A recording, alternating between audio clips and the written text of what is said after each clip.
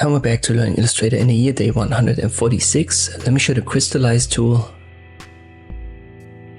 I'll create a line first. Let me do it again here.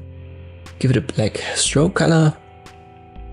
And where width 2 is, you will find the Crystallize tool. If you can't see it at all, press Shift W, which is the shortcut for the width tool, then right click on the box. Let me increase the stroke width here for the line.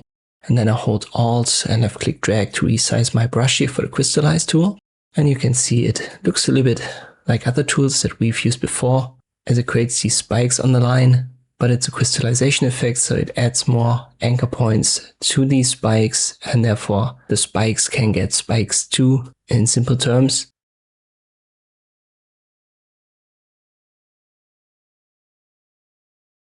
Let me create an ellipse and a rectangle, and I swap the colors here. I only want to have a fill, no stroke.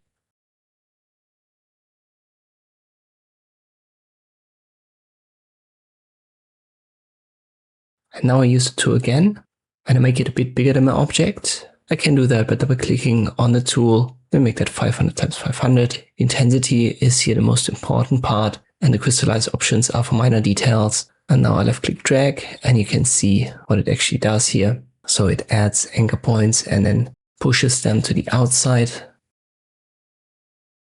And you need to select your object. So I press V and click here on rectangle and do it again.